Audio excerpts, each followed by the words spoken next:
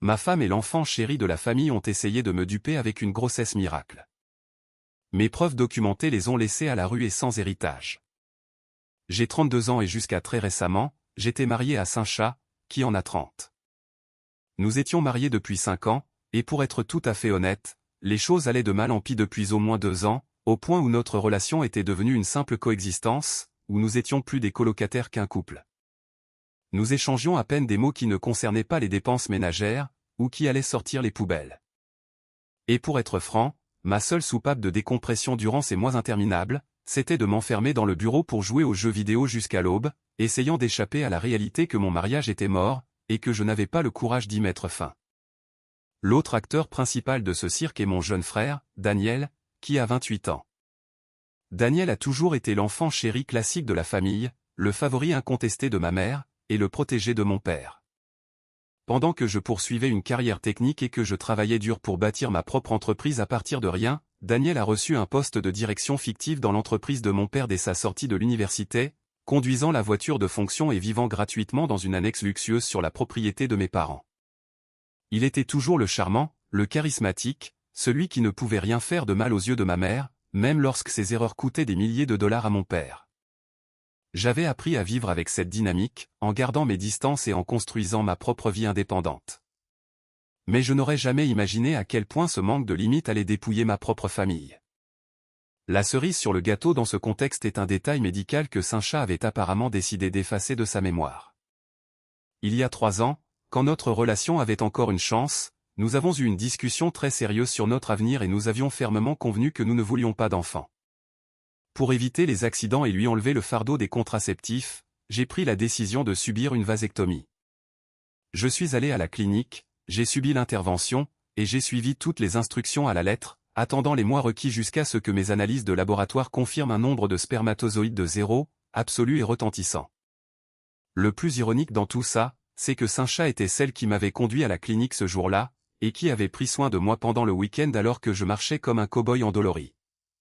Mais je suppose qu'avec la détérioration de notre relation et le manque d'intimité, son cerveau a simplement écarté cette information comme étant sans pertinence. L'enfer s'est déchaîné un jeudi après-midi, il y a environ 3 semaines.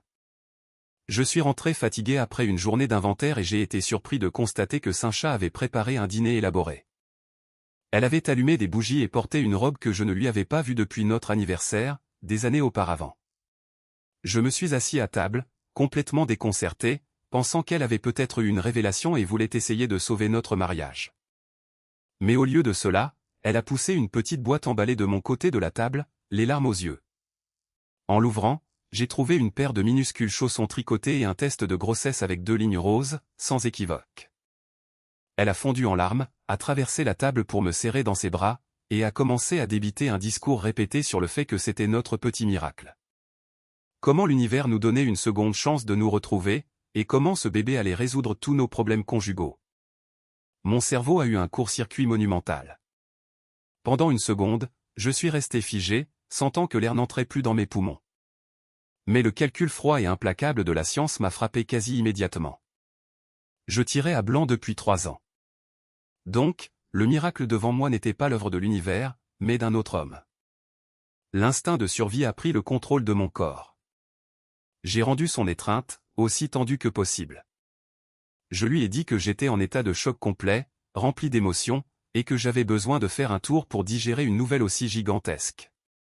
Elle a souri, satisfaite, pensant que sa manipulation avait parfaitement fonctionné.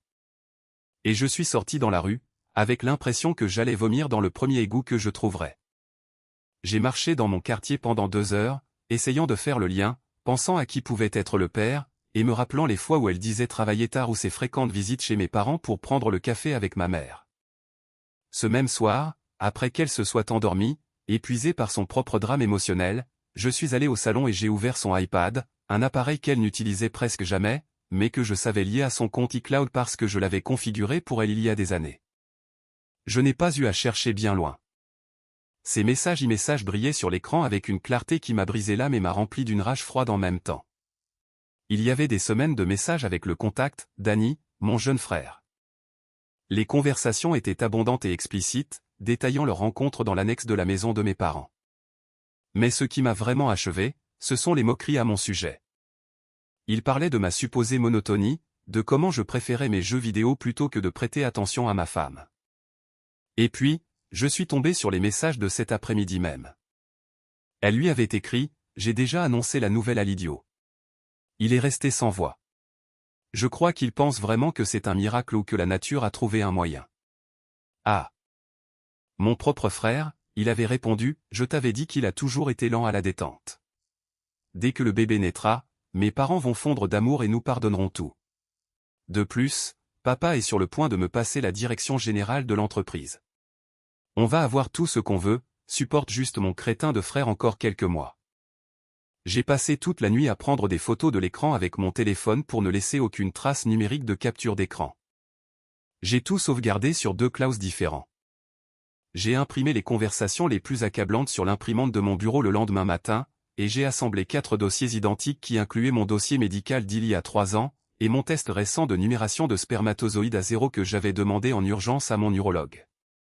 Le dimanche de cette même semaine, j'ai invité Sacha au traditionnel déjeuner de famille chez mes parents. Elle a accepté, ravie, pensant qu'elle allait annoncer la grossesse devant tout le monde. Nous sommes arrivés à la maison. Ma mère avait préparé un festin.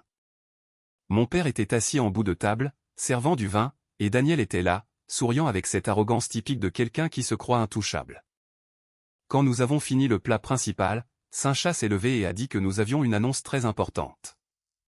Avant qu'elle ne puisse sortir sa petite boîte cadeau, je me suis levé, j'ai sorti les 4 dossiers de ma mallette, et j'en ai glissé un devant mon père, un devant ma mère, un devant Daniel, et j'ai tendu le dernier à Sacha elle-même. Je leur ai dit, avec la voix la plus plate et la plus morte que j'ai jamais utilisée de ma vie, que pour célébrer l'arrivée du nouveau membre de la famille, j'avais apporté un peu de lecture pour après le dîner. Le silence qui a suivi, alors qu'ils ouvraient les dossiers, était assourdissant. Mon père, un homme d'affaires pragmatique et dur qui avait toujours gâté Daniel mais qui détestait la déloyauté par-dessus tout, a lu les messages imprimés, puis a regardé mon dossier médical.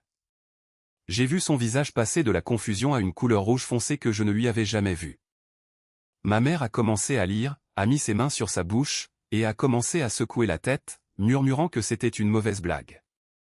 Sacha est devenue blanche comme un linge, tremblant sans savoir quoi dire. Pendant ce temps, Daniel a essayé d'utiliser sa tactique habituelle de jouer l'offensé, criant que j'avais tout inventé parce que j'avais toujours été jaloux de lui. Mon père ne l'a pas laissé finir. Il s'est levé de sa chaise, a frappé la table avec une force qui a fait sursauter les verres en cristal, et a dit à Daniel d'une voix terrifiante de bassesse de monter dans son annexe, de prendre les vêtements qu'il pouvait faire tenir dans une seule valise, et de foutre le camp de sa propriété immédiatement. Il l'a informé de ne pas se donner la peine de venir au bureau lundi, car il était renvoyé pour comportement immoral et préjudiciable à la famille, et de se considérer comme définitivement exclu de son testament et de toute fiducie existante.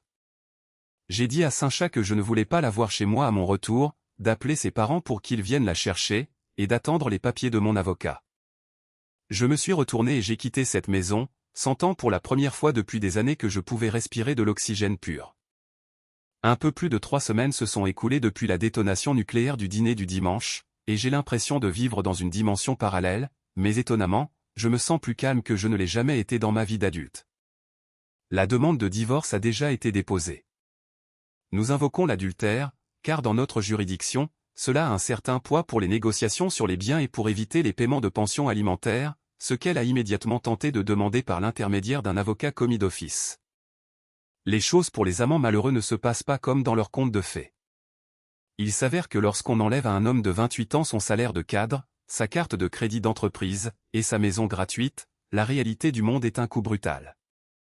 Daniel et Sacha ont essayé de louer un appartement ensemble. Mais comme Daniel n'a aucun historique de crédit à son nom et vient d'être renvoyé, ils ont fini par louer une chambre lugubre dans un quartier plutôt mal famé de la ville, en utilisant les économies personnelles de Sacha. D'après ce que j'ai entendu par ma sœur aînée, qui a complètement pris mon parti et qui est ma principale source d'information pour ce cirque, l'atmosphère entre eux est déjà toxique. Sacha passe son temps à pleurer le confort qu'elle a perdu de notre maison, et Daniel découvre qu'être le pourvoyeur de la famille est très différent quand on doit chercher un vrai travail avec un CV qui dit seulement « a travaillé pour mon père et s'est fait virer pour avoir couché avec ma belle-sœur ». De mon côté, j'ai changé les serrures, engagé un avocat implacable, et jeté tout ce qui me rappelait elle. Je pensais que la douleur de la trahison allait me détruire.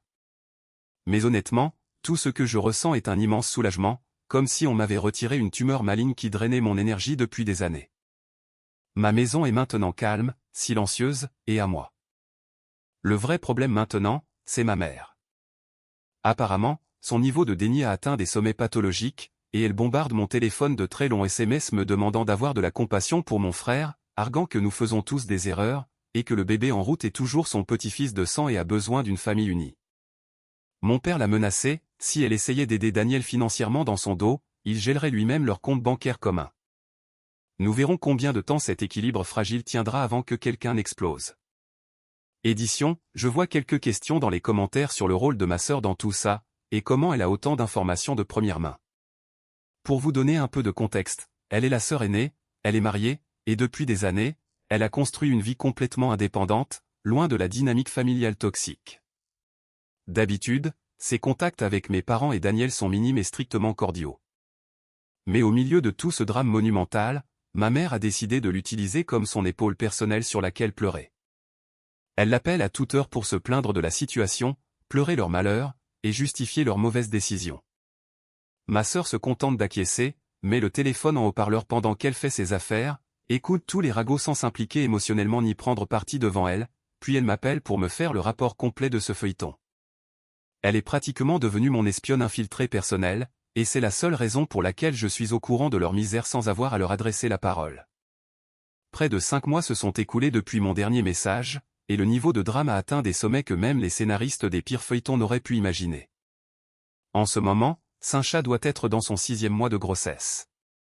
Et comme beaucoup d'entre vous l'avaient prédit dans les commentaires de mon précédent message, le fantasme romantique des amants incompris s'est écrasé brutalement contre le mur de béton de la réalité financière. Il y a environ 3 semaines, j'ai commencé à recevoir des appels incessants d'un numéro inconnu. En tant que propriétaire d'une entreprise de logistique, j'ai l'habitude de répondre à des numéros que je n'ai pas enregistrés. Donc, un mardi après-midi, j'ai répondu sans réfléchir. C'était Saint-Chat. Elle pleurait de manière hystérique et hyperventilée au point que je pouvais à peine comprendre ce qu'elle disait. Il m'a fallu bien 10 minutes pour déchiffrer son babil, mais le résumé de l'histoire est que l'enfant chéri s'est avéré être du laiton bon marché. Apparemment, la pression de devoir chercher un travail au salaire minimum, de vivre dans un quartier sans cafés artisanaux, et de faire face à l'arrivée imminente d'un bébé dont il devrait être responsable à 100%, était trop pour le fragile état mental de mon cher frère. Daniel, l'homme qui devait devenir le directeur d'un empire et le sauveur de sa vie amoureuse, a fait ses valises un matin alors qu'elle était à ses visites prénatales dans une clinique publique. Non seulement il l'a abandonné à son sort, lui laissant une lettre pathétique où il disait qu'il avait besoin de se retrouver parce que le monde était très injuste avec lui, mais il a aussi eu la décence de prendre le peu d'argent qu'il lui restait de ses économies. Un vrai gentleman, jusqu'au bout. Saint-Chat me suppliait pour une seconde chance. Elle m'a dit qu'elle avait réalisé son erreur, que j'avais toujours été un homme stable et bon, que Daniel l'avait manipulé en profitant de notre crise conjugale, et qu'elle était prête à faire tout ce qu'il fallait pour que nous soyons à nouveau une famille. L'entendre sangloter m'a procuré une sensation étrange. Ce n'était ni de la pitié, ni de la vengeance. C'était une apathie absolue. Je l'ai laissé finir son monologue de repentance. J'ai pris une grande inspiration et j'ai répondu avec le plus grand calme que mon avocat contacterait le sien, qu'en aucun cas elle ne devait plus jamais composer mon numéro, et que je lui souhaitais bonne chance pour élever le fils de mon frère. J'ai raccroché et bloqué le numéro pour ne pas devenir faux avec les répliques de ce tremblement de terre familial. J'ai décidé de m'isoler des ragots. Je me suis concentré à 200% sur l'expansion des itinéraires de mon entreprise, et pendant mon temps libre, je me suis simplement déconnecté du monde. J'ai réinstallé mon setup dans ce qui était autrefois notre chambre d'amis, et je me suis plongé dans de longues sessions de jeu. J'ai aussi renoué avec de vieux amis que j'avais cessé de voir à cause des exigences de mon mariage raté. Être en appel sur Discord un vendredi soir, rire aux éclats d'une stratégie mal exécutée ou d'une erreur stupide dans un jeu m'a fait réaliser à quel point j'avais été incroyablement seul et misérable ces dernières années avec elle. Je me réappropriais ma propre identité. Cependant, ma paix fut de courte durée. C'est là qu'intervient la deuxième partie du désastre. Il s'avère que lorsque j'ai claqué la porte au nez de Saint-Chat, elle a eu recours à sa dernière bouée de sauvetage disponible, ma mère. Fidèle à son habitude de protéger tout ce qui touche à Daniel, ma mère a estimé qu'il était de son devoir divin de secourir le réceptacle portant son petit-fils préféré. Dans le dos de mon père, ma mère a contacté Saint-Chat, l'a récupéré de cet appartement miteux, et l'a secrètement installé dans la maison de campagne que ma famille possède à la périphérie de la ville, un endroit que nous visitons rarement en dehors des périodes de vacances. Ma mère a payé l'assurance santé privée temporaire de Saint-Chat, a rempli son garde-manger, et est allée la voir tous les 3 jours, prétextant qu'elle avait rejoint un club de jardinage ou de lecture. Je ne suis pas sûr du mensonge qu'elle a utilisé. Ma sœur m'a raconté tout ça quand ma mère l'a appelée pour lui demander conseil. Ma sœur m'a demandé si nous devions le dire à mon père. Je lui ai demandé de me donner quelques jours pour réfléchir, car découvrir cette cocotte minute pourrait signifier la fin du mariage de mes parents, et une partie de moi, bien que très petite, se sentait coupable d'être le déclencheur de la destruction totale de ma famille d'origine. Parfois, la vie résout les dilemmes moraux pour vous. Et mon Dieu, elle l'a fait avec un niveau de destruction spectaculaire. Je n'ai pas eu besoin de dire quoi que ce soit à mon père sur la cachette secrète de Saint-Chat, car il l'a découverte lui-même il y a 2 semaines, et les conséquences ont été dévastatrices. Mon père est un homme qui examine la comptabilité de ses entreprises et ses finances personnelles avec un niveau d'obsession presque clinique. Tôt ou tard, il allait remarquer le flux constant d'argent vers les comptes de services publics de la maison de campagne. Et quand il a vu un prélèvement pour les honoraires d'un obstétricien privé lié à la carte de ma mère, il a simplement fait le lien. Au lieu de la confronter à la maison, mon père s'est rendu sans prévenir à la propriété en périphérie de la ville. D'après ce que mon père m'a raconté plus tard, il est entré avec ses clés et a trouvé ma mère et Saint-Chat en train de prendre le thé sur la terrasse, entourés de vêtements de bébé fraîchement achetés et de catalogues de meubles pour la chambre d'enfant. La fureur de mon père ne s'est pas manifestée par des cris, ce qui dans son cas est bien plus terrifiant. Il est entré, a vu la scène, a regardé ma mère dans les yeux, et lui a dit qu'elle avait trahi sa confiance de la manière la plus vile possible, en abritant la femme qui avait tenté de détruire son fils aîné. Ma mère a essayé de se justifier en pleurant et en disant que le bébé n'était pas à blâmer, que c'était le sang de Daniel, qu'elle ne pouvait pas laisser son petit-fils à la rue, et qu'en fin de compte, la famille devait rester unie malgré les erreurs. Mon père ne lui a pas répondu. Il s'est retourné, est monté dans sa voiture, et a conduit directement au cabinet de son avocat spécialisé en succession. Ce même soir, mon père m'a appelé. Il semblait abattu. Il m'a raconté ce qu'il avait découvert et m'a présenté ses excuses. Il m'a dit qu'il avait profondément honte d'avoir laissé ma mère élever un monstre comme Daniel, et qu'elle préférait couvrir cette trahison plutôt que de me soutenir. C'était une conversation difficile. Nous avons tous les deux fini avec une boule dans la gorge, et il m'a avoué qu'il ne pouvait plus continuer à dormir dans le même lit qu'une femme qui ne respectait pas la douleur de son propre fils, pour maintenir une illusion de famille parfaite avec un fils prodigue. Le lendemain matin, mon père a remis à ma mère les premiers papiers du divorce. Il lui a donné un délai de 30 jours pour quitter la maison principale et l'a informé que la maison de campagne serait mise en vente immédiatement dans le cadre du règlement des biens, donnant à Saint-Chat exactement 1 semaine pour quitter la propriété. Ma mère est entrée dans un état d'hystérie totale. Elle a appelé tous les membres de la famille pour essayer de les monter contre mon père, disant qu'il était devenu fou, qu'il détruisait un mariage de plus de 30 ans pour un malentendu, et que j'étais le coupable pour ne pas avoir su pardonner à ma femme en premier lieu. Le divorce de mes parents est maintenant de notoriété publique dans notre cercle social, et c'est un scandale monumental. Ma mère a dû emménager dans un appartement de location et, pour couronner le tout pour elle, elle a décidé d'y accueillir Saint-Chat. Maintenant, ma mère, une femme habituée à la richesse et au statut, vit dans un petit espace avec son ex-belle-fille enceinte, utilisant les fonds limités que son avocat a réussi à lui obtenir pendant que la division des biens se résout. De mon côté, mon divorce est presque finalisé. Saint-Chat n'avait ni les ressources ni l'énergie pour contester les conditions. Elle est repartie avec sa voiture et ses économies épuisées, mais j'ai gardé la maison, les comptes de mon entreprise, et ma tranquillité d'esprit. Le juge a été assez direct en examinant les preuves d'adultère, et la séparation des biens a été un processus bureaucratique assez rapide compte tenu des circonstances. Je suis officiellement un homme célibataire, ou je le serai dès que le papier scellé arrivera la semaine prochaine. Un peu plus de 2 mois se sont écoulés depuis ma dernière publication, et nous avons enfin atteint le point culminant de ce cirque à 3 pistes. Le bébé est né.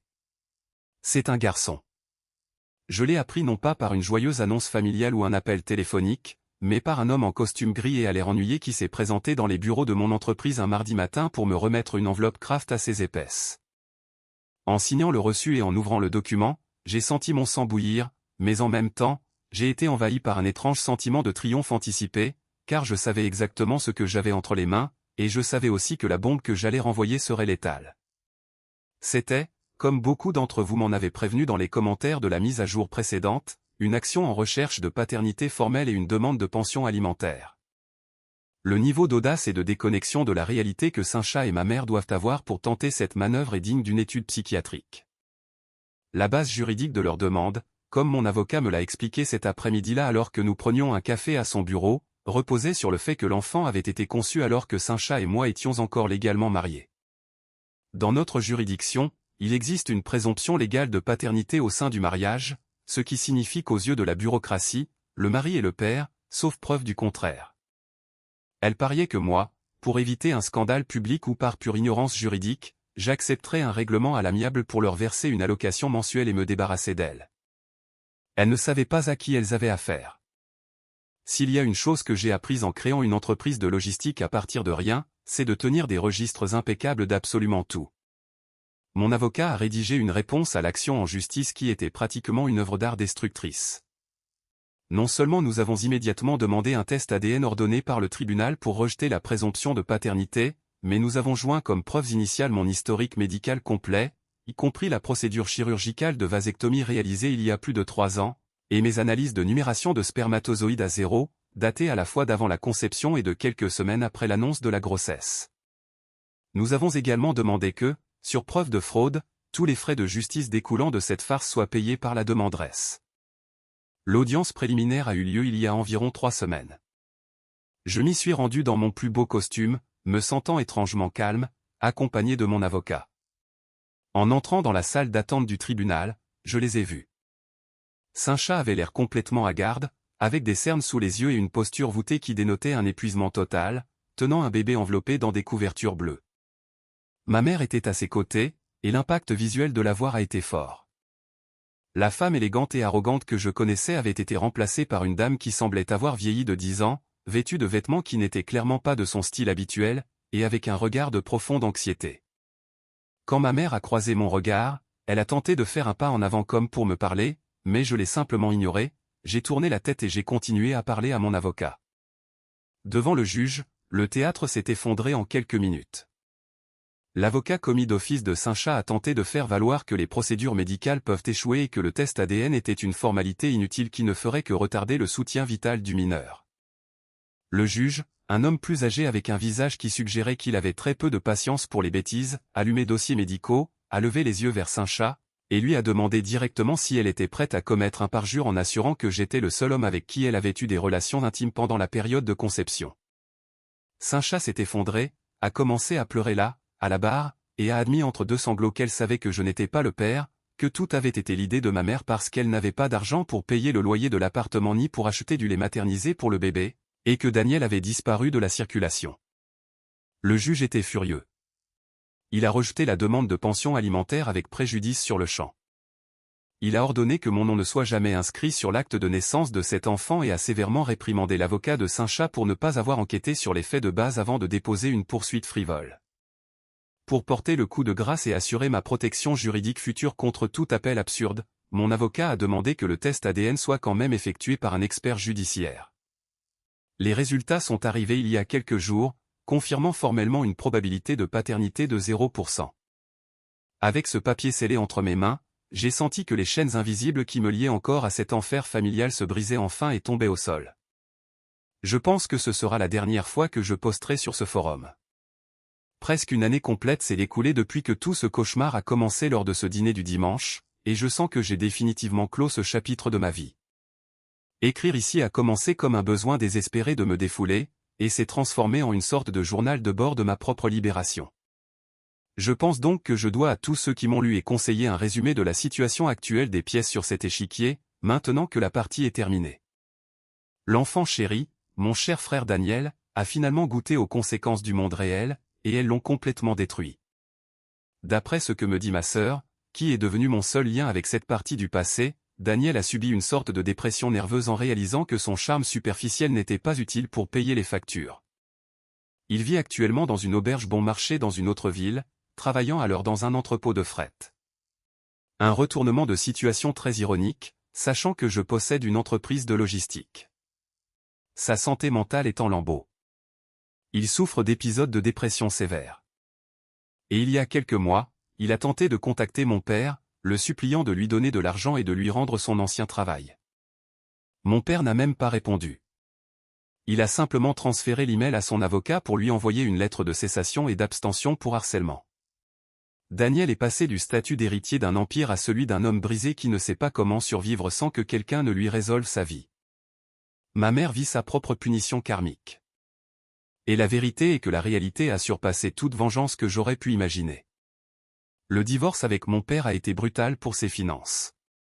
Habituée à ce que mon père gère les investissements et le patrimoine, ma mère s'est retrouvée avec un règlement financier qui lui permet de vivre, mais très loin du luxe et du statut social qu'elle aimait tant.